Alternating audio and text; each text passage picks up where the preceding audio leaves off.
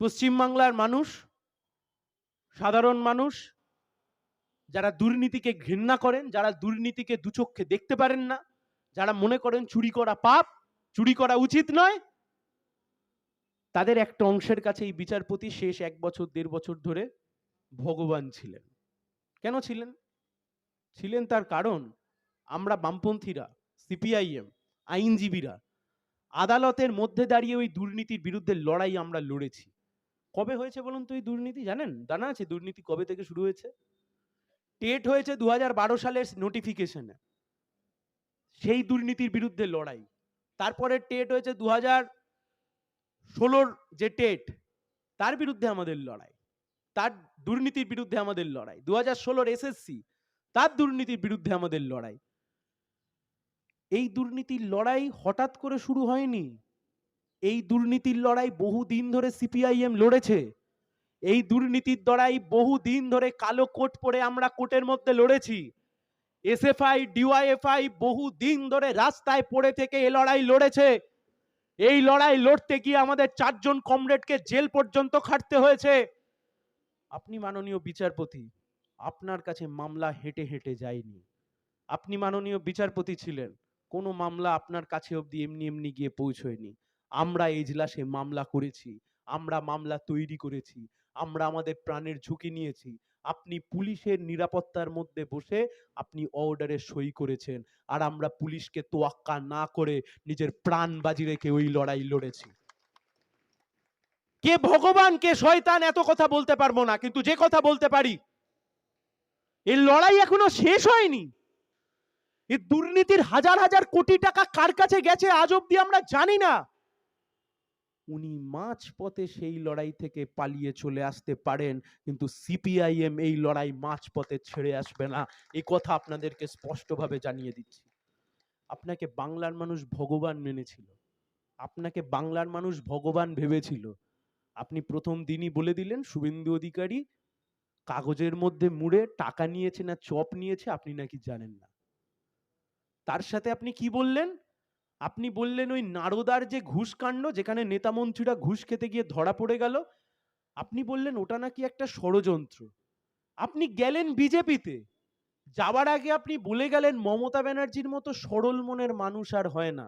আমরা জানি আপনি ভবিষ্যতে তৃণমূলে যাওয়ার জন্য রাস্তাটা খোলা রাখলেন, কিন্তু আমরা এও জানি আপনি রাজনীতির ময়দানে দুদিনের বেশিও টিকবেন না। তার কারণ বিচারপতির আসনে বসে অর্ডার লেখা আর মাটিতে দাঁড়িয়ে লড়াই করা, এই দুইয়ের মধ্যে আকাশ পাতাল তফাত আছে। সাধারণ মানুষ তার কষ্টের কথা যখন একটু গলা তুলে আপনাকে বলবে, সাধারণ মানুষ তার কষ্টের কথা, তার যন্ত্রণার কথা যখন একটু গলা তুলে আপনাকে বলবে, আপনার সহ্য হবে না। তার কারণ এই রাজনীতির ময়দান আপনার কাছে অচেনা। তার কারণ এই রাজনীতির ময়দানে আপনি নতুন। তার কারণ আপনি মানুষের কথা কোনোদিন সামনাসামনি শোনেননি, আপনি মানুষের উকিলের মাধ্যমে শুনেছেন।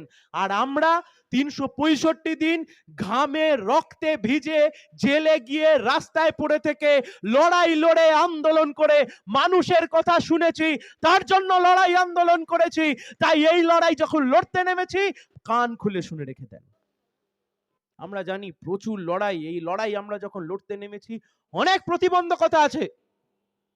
তৃণমূল আর বিজেপি কোটি কোটি টাকা খরচ করবে, কোটি কোটি টাকা খরচ করবে তৃণমূল আর বিজেপি। আজ থেকে 1 থেকে 2 সপ্তাহের মধ্যে দেখবেন এই রাধামণি অঞ্চলের মাথার উপর দিয়ে ফুটফুট করে হেলিকপ্টার মুড়ি মুড়কির মতো উড়ে যাবে আর আসবে। তখনও দেখবেন আপনার বাড়ির সামনে দিয়ে ভাঙা ঝরঝরে গাড়িতে করে আপনার প্রার্থী সায়ন ব্যানার্জি কাঁধে এমন একটা লাল উত্তরীয় নিয়ে আপনার দুয়ারের সামনে থেকেই ঘুরে যাবে। আমাদের কাছে অত পয়সা নেই হেলিকপ্টার চড়বার, আমাদের কাছে অত পয়সা নেই অত খরচ করবার, আমাদের কাছে ওই ইলেকটোরাল বন্ডের নামে হাজার হাজার কোটি টাকা নেই, আমাদের কাছে গরু পাচারের টাকা নেই, আমাদের কাছে কয়লা পাচারের টাকা নেই, আমাদের কাছে চিট ফান্ডের টাকা নেই, আমাদের কাছে 100 দিনের জব কার্ডের চুরির টাকা নেই।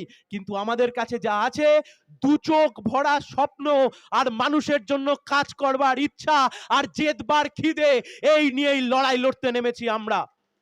আর আমার যে সমস্ত কমরেডসরা এখানে জড়ো হয়েছেন, আপনাদের উদ্দেশ্যে বলছি, এই লড়াই আমরা যখন লড়তে নেমেছি অনেকে আমাকে জিজ্ঞাসা করেছেন যে লড়াই তোমরা লড়ছো, কিন্তু তোমরা তো শূন্য। কি করবে তোমরা এই লড়াই লড়ে? তোমরা গোটা পশ্চিমবাংলা একটা বিধানসভা জিততে পারোনি, তোমরা লোকসভা জিতবে কিভাবে? আমি আপনাদেরকে বলছি শুনুন, রাজনীতি না বড় অদ্ভুত এবং অন্য রকমের বিষয়। পাটিগণিতে 2 আর 2 কখনো 4 হয়ে যায়, 2 + 2 4 হয়ে যায়। আবার রাজনীতিতে না চাইলেও মাঝে মাঝে 2 আর 2 22ও হয়ে যায়, 4ও হয়ে যায়। আমি আপনাকে 2-3টে উদাহরণ দিতে পারি। সিপিআইএম এর দাপুটে সাংসদ ছিলেন সোমনাথ চ্যাটার্জি, যাদবপুর লোকসভা কেন্দ্রে 1980-র দশকে। সেই সময়তে মমতা ব্যানার্জি প্রথমবার ভোটে দাঁড়িয়ে যাদবপুর লোকসভা কেন্দ্রে সোমনাথ চ্যাটার্জিকে প্রথমবারে হারিয়ে দিয়েছিলেন। ঠিক তার পরের বারে মমতা ব্যানার্জিকে সিপিআইএম যাদবপুর লোকসভা কেন্দ্রে আবার হারিয়ে দিয়েছিল। 2006 সালে সিপিআইএম 234টা আসনে জিতেছিল। আর ঠিক তার 2 বছরের মধ্যে 2008 সালে পূর্ব মেদিনীপুর এবং দক্ষিণ 24 পরগনা জেলা পরিষদে আমরা হেরে গেছিলাম। তার ঠিক 1 বছরের মধ্যে, অর্থাৎ লোকসভা নির্বাচনে তৃণমূল আমাদের চাইতে বেশি আসন পেয়েছিল। যে 2006 সালে সিপিআইএম 234টা আসন পেয়েছিল, 2011 সালে সেই সিপিআইএম মাত্র 62টা আসন পেয়েছিল, আর তৃণমূল গিয়ে সরকার তৈরি করেছিল। 2004 সালে তৃণমূল গোটা রাজ্যে একটা মাত্র আসন পেয়েছিল, একটা। মমতা ব্যানার্জি জিতেছিলেন দক্ষিণ কলকাতা থেকে। তাই আমরা বলছি আপনাদেরকে, রাজনীতির ময়দানে কখন কি হয়ে যায় কেউ বুঝতে পারে না। রাজনীতির ময়দানে কখন সব খেলা পাল্টে যায় কেউ বুঝতে পারে না। রাজনীতির ময়দানে লড়াই কখন পাল্টে যায়, কখন হাওয়া কোন দিকে বইতে শুরু করে আমরা কেউ বুঝতে পারি না। তাই আমরা আপনাদেরকে বলছি, মনোবল হারাবেন না। আমাকে অনেকে জিজ্ঞেস করেছেন, আপনারা এ লড়াই লড়ছেন, আপনারা কি এ লড়াই লড়তে পারবেন? ওদের কাছে এত টাকা, ওদের কাছে এত কিছু। আমি আপনাদের সামনে, এই অঞ্চলের সাধারণ মানুষের সামনে, কমরেডদের সামনে, আপনারা যারা এখানে এসছেন, আপনাদেরকে বলছি, এ লড়াই যখন লড়তে নেমেছি, মুখ দেখানোর জন্য লড়তে নামিনি, এ লড়াই জেতবার জন্য লড়তে নেমেছি। আর এই অঞ্চলের কমরেডসরা, আপনারা আমাকে যে সম্মান দিয়েছেন, যত ফুল দিয়ে এই কাস্তে হাতুড়ির তারা আপনারা বুনেছেন, আমি আপনাদেরকে প্রতিশ্রুতি দিচ্ছি, কথা দিচ্ছি, আগামী 2 মাস সব সুদে আসলে ফিরিয়ে দেব। লড়াই হবে কমরেডস, জোরদার লড়াই হবে, জেতবার জন্য লড়াই হবে। এই লড়াইয়ের শেষ আমরা দেখে ছাড়বো। এই লোকসভা নির্বাচনে সিপিআইএম কে জিততে হবে। সাধারণ বেকার যুবক যাদের স্বপ্ন দেখাতে পারি কেবলমাত্র আমরা, চোখের জল মুছে দিতে পারি কেবলমাত্র আমরা, আমরাই বলছি, আমরাই পারবো। এই লোকসভা নির্বাচনে যদি বাংলা থেকে সিপিআইএম মাথা তোলে, তো তমলুক লোকসভা থেকেই মাথা তুলবে। আগামী দিনের লড়াই আরো তীব্র থেকে তীব্রতর হোক।